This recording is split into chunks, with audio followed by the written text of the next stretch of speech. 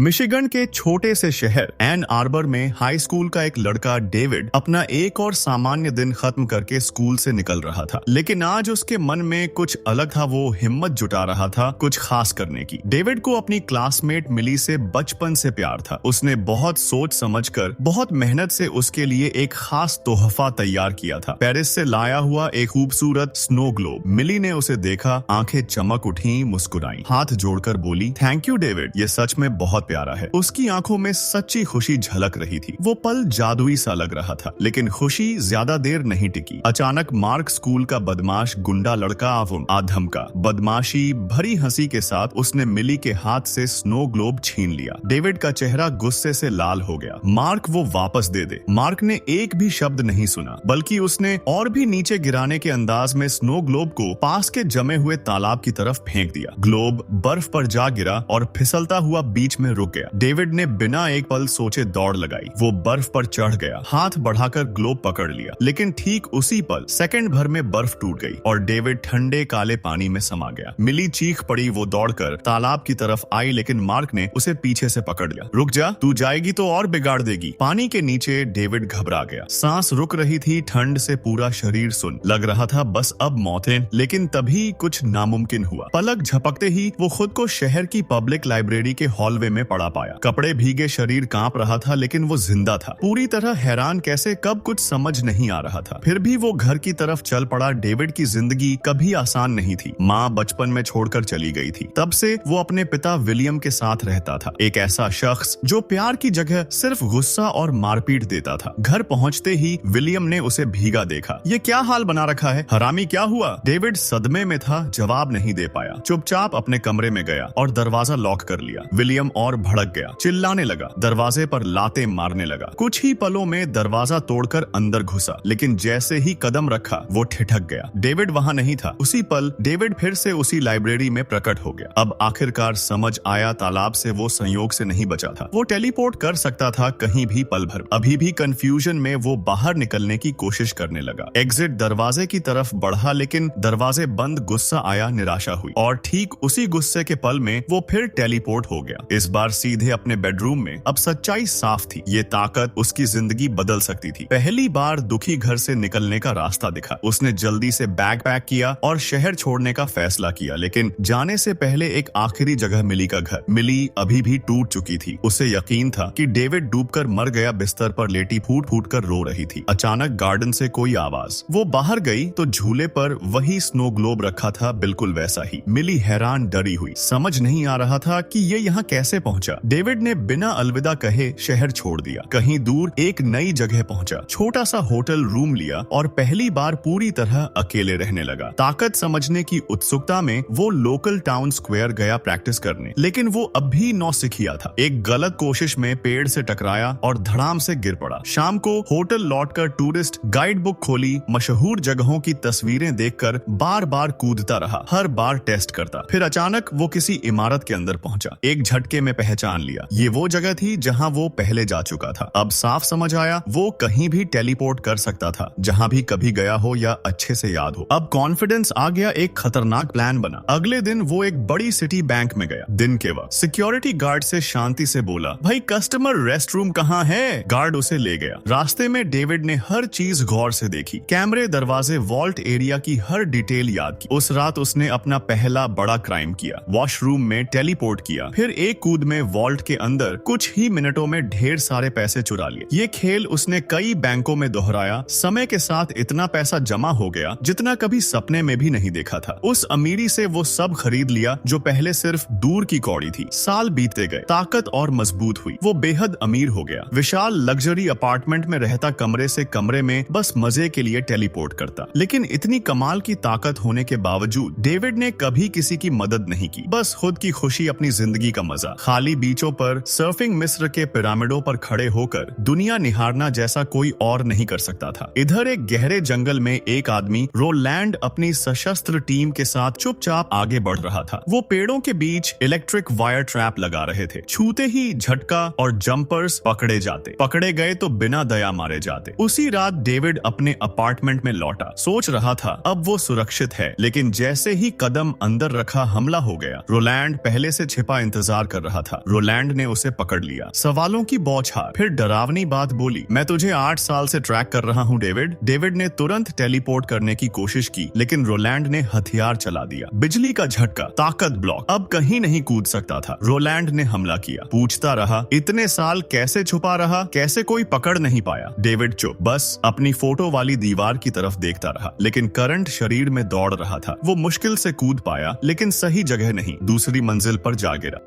David teleport अपने घर में हो गया। रोलैंड गुस्से से लाल, जंपर्स हंटर्स के कम्युनिकेशन सेंटर को कॉल किया, सभी एजेंट्स को अलर्ट करो, डेविड की तलाश शुरू तुरंत। अगले दिन डेविड हिल गया था, लेकिन जिंदा था। उसने फैसला किया मिली के घर जाना है। मिली की माँ ने दरवाजा खोला, डेविड को देखते ही वो ठिठक गई, पहले हैरानी, फिर खुशी की लहर। डेविड, ओह माय गॉड, तू जो जिंदा है। वो उसे अंदर खींच कर ले आई, गले लगा लिया। मिली कहाँ है? डेविड ने सीधे पूछा। माँ ने सिर हिलाया, अब वो शहर के एक बार में काम करती है, जिंदगी मुश्किल रही है उसके लिए, लेकिन वो आगे बढ़ गई। डेविड का दिल बैठ गया, वो सीधे उस बार पहुंचा। अंदर घुसते ही मिली, दिखी वेट्रेस की यूनिफॉर्म में, मुस्कुराकर ऑर्डर ले रही थी। वो अब और खूबसूरत लग रही थी, लेकिन आंखों में वो पुरानी चमक नहीं थी। डेविड को लगा जैसे वो सालों पीछे छूट गया हो। वो चुपचाप बाहर जाने लगा, लेकिन तभी मार्क आ धमका, उसे एक झलक में पहचान लिया। अरे वाह डेविड, तू तो मरा हुआ था ना? बदमाशी भरी हंसी के साथ चिल्लाया, सबका ध्यान खींच लिया। डेविड बिना कुछ कहे निकलने की कोशिश कर रहा था, लेकिन मार्क ने कॉलर पकड़ लिया। कहाँ भाग रहा है? कायर आवाज सुनकर मिली दौड़कर आई, उसे देखते ही उसकी आंखें फैल गईं। डेविड, मार्क ने फिर मिली को ताने मारे, पुराने जख्म खोल दिए। ये लड़का तुझे छोड़कर भाग गया था, याद है? अब वापस आया है ड्रामा करने। डेविड का गुस्सा फूट पड़ा, उसने मार्क को एक जोरदार मुक्का मारा। मार्क ने जवाब दिया, उसे बाहर घसीट लिया। मारपीट शुरू हो गई। मार्क ने उसे जमीन पर पटका लाते मारी। वो जीत का जश्न मना रहा था, अब तू खत्म। लेकिन अगले ही पल डेविड ने मार्क का कॉलर पकड़ा और टेलीपोर्ट कर लिया। दोनों एक बैंक वॉल्ट के अंदर पहुंच गए। अंधेरा ठंडा, सिर्फ सिक्कों और नोटों की आवाज। मार्क डर से जम गया, ये क्या कहाँ है? हम, प्लीज मुझे छोड़ दे, गिड़गिड़ाने लगा। डेविड ने उसे ठंडी नजरों से देखा, अब तू यहीं रह, सोच लेना अपनी हरकतों के बारे में। फिर वो वापस बार में टेलीपोर्ट कराया। मिली अभी भी हैरान खड़ी थी, इतने साल कहाँ था तू? सबको लगा तू मर गया। डेविड ने झूठ बोला, लेकिन आंखों में सच था। बैंक में जॉब मिल गई, अच्छी कमाई, अमीर हो गया, अब रोम जाने का प्लान है। उसे पता था रोम मिली का बचपन का सपना था। चल मेरे साथ, उसने पूछा। मिली ने एक पल भी नहीं सोचा। हाँ, कुछ ही दिनों में दोनों रोम पहुंच गए। इधर पुलिस स्टेशन में रोलैंड चीफ से मिला। मार्क ने डेविड के खिलाफ शिकायत दर्ज कराई थी। रोलैंड ने इंट्रोगेशन की इजाजत मांगी, चीफ ने मना कर दिया। फेडरल वारंट चाहिए। रोलैंड का सब्र टूट गया, उसने अफसर को बेहोश कर दिया और इंट्रोगेशन रूम में घुस गया। मार्क से सच उगलवाया, डेविड मिली के साथ रोम गया है, अभी फ्लाइट से उतरे हैं। रोम में डेविड और मिली कोलोसियम देखने गए, लेकिन गेट पर गार्ड ने रोका, आज बंद है। डेविड झुंझला गया, गार्ड्स की तरफ पीठ फेर कर बिना किसी को बताए टेलीपोर्ट से गेट खोला और मिली को अंदर बुलाया। दोनों अकेले घूमने लगे। इतिहास की दीवारें, सन्नाटा, रोमांच। तभी ऊपर की बालकनी से एक अनजान युवक उन्हें देख रहा था। अचानक वो नीचे कूद आया और डेविड के सामने खड़ा हो गया। हाय, मैं ग्रिफिन, उसने कहा ब्रिटिश एक्सेंट में। ग्रिफिन ने डेविड की आंखों में देखा, मेरे पास भी वही ताकत है जंप करने की। डेविड चौंक गया, मतलब और लोग भी, मैं अकेला नहीं हूँ। ग्रिफिन ने कंधे उचकाए, जंपर्स बहुत हैं, लेकिन कभी सुरक्षित नहीं। हंटर्स, पलाडिन्स हमेशा पीछे पड़ जाते हैं, वो कभी नहीं रुकते। तभी दो एजेंट्स अचानक प्रकट हुए, इलेक्ट्रिक केबल्स, हथियार तैयार। डेविड ने फटाक से ऊपरी लेवल पर टेलीपोर्ट कर लिया। ग्रिफिन पीछे रह गया, हाथ में बेसबॉल बैट लड़ने को तैयार। डेविड पहले तो बच गया, लेकिन एक ट्रैप में फंस गया। इलेक्ट्रिक केबल ने उसे खींचकर कोलोसियम के बीचों बीच ले आई। मिली खतरे में है, ये सोचकर ग्रिफिन तेज हो गया। वो एरिना में इधर उधर जंप करने लगा। एक हंटर को दीवार से टकराया, दूसरे को चट्टानों से नीचे फेंका। दोनों बेहोश होकर गिर पड़े। ग्रिफिन ने डेविड की तरफ देखा, अब भाग, मिली को ले जा, मैं इन्हें संभालता हूँ। लड़ाई खत्म होने पर ग्रिफिन ने डेविड को खींचकर एक कोने में ले जाया। सांसें फूल रही थीं, लेकिन वो शांत स्वर में बोला, ये लोग पलाडिन्स हैं, सदियों पुराना संगठन, मानते हैं कि जंपर्स यानी हम भगवान की सत्ता पर हमला है। हर जंपर को मिटाना उनका धर्म है, कोई छूटना नहीं चाहिए। अब दोनों खुले एरिना में पूरी तरह एक्सपोज हो चुके थे। ग्रिफिन ने फटाक से टेलीपोर्ट किया और भागने का फैसला किया। डेविड ने उसका ट्रेल फॉलो किया, लेकिन ग्रिफिन गुस्से में मुड़ा और चिल्लाया, दूर रह, मेरे से पीछा मत कर, तू मेरे साथ आएगा तो सिर्फ मौत आएगी। डेविड रुक गया। वो मिली के पास लौटा। निकलने वाले थे लेकिन पुलिस आ गई। पुलिस ने डेविड को गिरफ्तार कर लिया। कोलोसियम के बाहर का मामला। पुलिस स्टेशन पर मिली ने अफसरों से गिड़गिड़ाई, प्लीज डेविड को छोड़ दो, वो कुछ नहीं किया, वो तो बस। लेकिन उन्हें चुप करा दिया गया और लॉबी में बैठा दिया। डेविड की पूछताछ चल रही थी। अचानक अफसर को मैसेज आया, लोकल डिप्टी आ गए हैं। वो कमरे से बाहर चला गया। डेविड अकेला रह गया, हथकड़ियों में जकड़ा। तभी कुछ नामुमकिन हुआ। हवा में हल्का सा धुआं उठा और एक औरत उसके सामने प्रकट हुई। उसकी माँ मैरी सालों पहले गायब हो चुकी। वो शांत लेकिन सख्त स्वर में बोली, अभी निकल यहाँ से। उसने हथकड़ियां खोली, चाबियां थमाई, फिर और सख्ती से कहा, मिली को साथ मत ले जाना, अगर ले गया तो वो मर जाएगी। पलाडिन्स उसे इस्तेमाल करेंगे तुझे पकड़ने के लिए। डेविड हैरान सवाल पूछने लगा, मातू। लेकिन मैरी ने बस सिर हिलाया और गायब हो गई। डेविड ने एक पुलिस वाले को पकड़ा और उसे सीधे मिस्र की स्फिंक्स के पास टेलीपोर्ट कर दिया। दूर अकेला फिर पल भर में वापस स्टेशन लौटा। मिली से मिलकर बोला, हमें अभी शहर छोड़ना है। चल। मिली कंफ्यूजस थी। क्या हुआ, तू इतना अजीब क्यों बिहेविंग कर रहा है? डेविड ने कुछ नहीं बताया, बस उसका हाथ पकड़ा और तेजी से बाहर की तरफ बढ़ा। दोनों ने जल्दी से बैग पैक किए और एयरपोर्ट की तरफ भागे। फ्लाइट से ठीक पहले डेविड रुक गया। मिली की आंखों में देखा और धीरे से कहा, मैं तेरे साथ नहीं जा सकता। मिली हैरान, क्या? क्यों? मेरी जिंदगी बहुत खतरनाक हो गई है, तुझे इसमें नहीं घसीटना चाहता, तू सुरक्षित रहेगी। अकेले मिली की आंखें भर आईं। वो कुछ कहना चाहती थी लेकिन डेविड ने बस सिर हिलाया और पीछे हट गया। मिली अकेली प्लेन में चढ़ गई। दरवाजा बंद हुआ और वो रोते हुए सीट पर बैठ गई। इधर एन आर्बर में रोलैंड डेविड के पुराने घर पहुंचा। दरवाजा विलियम ने खोला। रोलैंड ने बैज दिखाया, मैं फेडरल एजेंट हूँ। डेविड, कहाँ है? विलियम ने कंधे उचकाए। 8 साल से नहीं देखा, पुलिस भी कभी नहीं ढूंढ पाई। और उसकी माँ जब डेविड 5 साल का था वो चली गई। उसके बाद कभी कोई खबर नहीं। उसी वक्त ग्रिफिन अपने ठिकाने पर था, सोफे पर वीडियो गेम खेल रहा था। पास में एक पलाडिन की लाश पड़ी थी। अचानक डेविड वहाँ प्रकट हुआ, गुस्से और सवालों से भरा। जंपर्स ने क्या गलत किया है? फिर भी हमें क्यों मारना चाहते हैं ये लोग? ग्रिफिन ने गेम पॉज किया। मध्यकाल से चल रहा है। ये पलाडिन्स मानते हैं कि जंपर्स जैसी चीज कभी होनी ही नहीं चाहिए। वो इसे अभिशाप मानते हैं, दुनिया के लिए खतरा। फिर और डरावनी बात बताई, पूरे परिवारों को मिटा चुके हैं सिर्फ एक जंपर को पकड़ने के लिए। माँ बाप बच्चे कोई नहीं बचा। डेविड का दिल डूब गया। पलक झपकते ही वो अपने पिता के घर टेलीपोर्ट कर गया। लेकिन वहां पहुंचकर सांस रुक गई। विलियम जमीन पर पड़े थे, सांस नहीं ले रहे थे, खून बह रहा था। बिना सोचे डेविड ने उन्हें गोद में उठाया और हॉस्पिटल पहुंचा दिया। अगले दिन वो फिर ग्रिफिन के पास पहुंचा। ग्रिफिन आराम से बोला, अभी एक और हंट खत्म किया। एक पलाडिन को अटलांटिक में फेंक आया, शार्क्स का नाश्ता। डेविड ने कहा, मुझे तेरी फोटोज दिखा, रोलैंड को ट्रैक करूंगा, मिली को बचाना है। ग्रिफिन ने रोक लिया, रोलैंड जितना दिखता है उससे कहीं ज्यादा खतरनाक है, मत जा उसके पीछे। डेविड नहीं माना, जब तक वो जिंदा है मिली कभी सुरक्षित नहीं, साथ मिलकर काम करें। ग्रिफिन ने मना कर दिया, अपने मसले खुद सुलझा, मुझसे दूर रह। डेविड ने अनसुनी कर दी। ग्रिफिन के टेलीपोर्ट ट्रेल को फॉलो किया। सेकंडों में एक जापानी रेस्तरां की किचन में उतर गया। बाहर निकला तो टोक्यो की भीड़ में ग्रिफिन का पीछा करने लगा। साथ होंगे तो हम रुक नहीं सकते, रोलैंड को खत्म कर देंगे, डेविड ने फिर कहा। ग्रिफिन ने फिर मना किया और एक कार डीलरशिप में कूद गया। दोनों ने एक लग्जरी कार चुराई, शहर में रेस लगाई, ट्रैफिक के बीच से कार को टेलीपोर्ट करते हुए पागलों की तरह। रास्ते में ग्रिफिन ने एक कहानी सुनाई। एक जंपर था, पूरा बिल्डिंग उड़ा देने की कोशिश की, बहुत ज्यादा पावर यूज की, बीच में ही मर गया कूदते कूदते। पूरी रात बीतने के बाद ग्रिफिन आखिरकार मान गया, ठीक है मिली को ढूंढने में मदद करूंगा। वे एयरपोर्ट पहुंचे लेकिन मिली की फ्लाइट 1 घंटा पहले लैंड हो चुकी थी। दोनों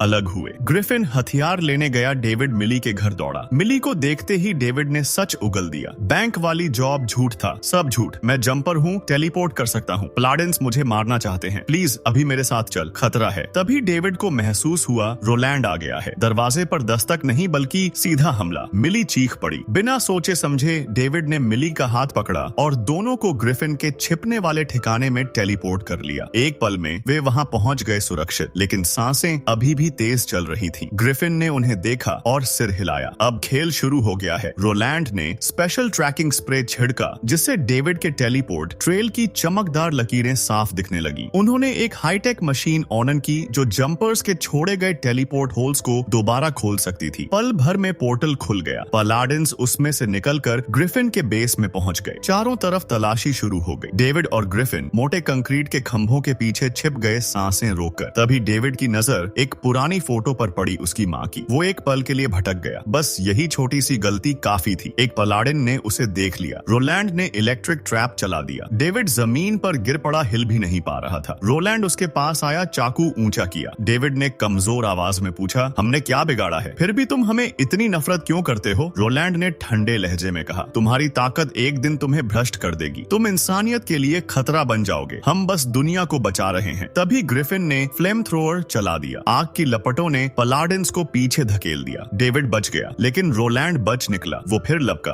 और ग्रिफिन को इलेक्ट्रिक केबल से जकड़ लिया। रोलैंड ने जीत का एहसास करते हुए कहा, मैं ही था जिसने तेरे परिवार को मारा था ग्रिफिन। ग्रिफिन का गुस्सा फट पड़ा। वो पागल हो गया। उसने टेलीपोर्ट अटैक किया, रोलैंड को एक गुफा की दीवार से टकराया और बाहर फेंक दिया। मिली छिपी हुई थी, डेविड को ढूंढ रही थी। ग्रिफिन ने फिर हमला किया। उसने लंदन से एक पूरी बस टेलीपोर्ट करके रेगिस्तान में ला पटकी सीधे रोलैंड पर। पूरा बेस तबाह हो गया। मिली सदमे में थी। ग्रिफिन ने आग से प्लाडेंस को फिर पीछे हटाया। रोलैंड मुश्किल से बचकर पहले वाले पोर्टल से निकल गया और मिली के घर में प्रकट हो गया। गुस्से में उसके पीछे कूद पड़ा। लड़ाई फिर शुरू हो गई। मिली ने आखिरकार डेविड को आजाद किया। डेविड ने माफी मांगी और कहा, चल तुझे घर ले चलता हूँ। तभी ग्रिफिन लौटा। मैंने वो पोर्टल मशीन चुरा ली। अब हंटर्स उधर फंसे हैं। पोर्टल बंद होने वाला है। लेकिन ठीक आखिरी पल में रोलैंड ने एक केबल फेंकी। वो मिली के चारों तरफ लिपट गई और उसे खींचकर रिफ्ट में ले गई। डेविड चीखा, मैं जा रहा हूँ उसके पीछे। ग्रिफिन ने रोका, रुक, मेरे पास प्लान है। मिली के घर में बम भेज देंगे जहाँ सारे पलाडिन्स इकट्ठे हैं। डेविड को समझ आया ग्रिफिन अब कंट्रोल खो चुका था। मिली मर सकती थी। उसने विस्फोटक छीन लिया और भाग खड़ा हुआ। ग्रिफिन ने पीछा किया। दोनों पुराने दोस्त अब दुश्मन बन चुके थे। लड़ाई मिस्र की एक पिरामिड की चोटी पर शुरू हुई, फिर शहर की विशाल ब्रिजों पर, लगातार टेलीपोर्ट करते हुए। उनकी लड़ाई से दुनिया में दरारें पड़ने लगी। दोनों डेटोनेटर के लिए लड़ रहे थे। डेविड ने आखिरकार एक ऊंची इमारत की छत पर पहुंचकर डिवाइस नीचे फेंक दिया। ग्रिफिन ने हार नहीं मानी, उसके पीछे कूद पड़ा। लड़ाई अब हवा में। दोनों एक विशाल स्विमिंग पूल में जा गिरे। मुश्किल से बचकर बाहर निकले। सांसें फूल रही थी, लेकिन लड़ाई अब भी खत्म नहीं हुई थी। डेविड ने एक झटके में खुद को आर्कटिक महासागर के बीच में टेलीपोर्ट कर लिया। चारों तरफ सिर्फ बर्फीली ठंडी हवा और लहरें। लेकिन ग्रिफिन भी पीछे नहीं छूटा। वो एक वाहन में आया और जोर से डेविड से टकराया। दोनों ठंडे पानी में जा गिरे। सेकंड भर में फिर टेलीपोर्ट, इस बार एक एक्टिव युद्ध क्षेत्र में। चारों तरफ विस्फोट हो रहे थे। ग्रिफिन ने डेटोनेटर छीन लिया और जाते जाते कहा, अलविदा डेविड। युद्ध में पास की पावर टावरें तबाह हो रही थीं। डेविड ने ग्रिफिन को पकड़ा और उसे हाई वोल्टेज पावर लाइनों के बीच में धकेल दिया। बिजली का करंट दौड़ा। ग्रिफिन की ताकत चली गई। लड़ाई खत्म। डेविड वापस एन आर्बर लौटा। मिली को बचाने का फैसला पक्का। वो चुपके से उसके घर की तरफ बढ़ा, लेकिन ये जाल था। पलाडिन्स ने उसे घेर लिया, इलेक्ट्रिक केबल से जकड़ लिया। दर्द और गुस्से से डेविड ने अपनी पूरी ताकत छोड़ी। जमीन कांप उठी। मिली का घर ढहने लगा। डेविड ने आखिरी हद तक खुद को पुश किया। घर का एक हिस्सा लेकर टेलीपोर्ट किया और शहर की नदी में जा गिरा। पानी ने संरचना को तोड़ना शुरू कर दिया। दोनों डूबने वाले थे। मिली ने खुद को आजाद किया और डेविड की तरफ तैरकर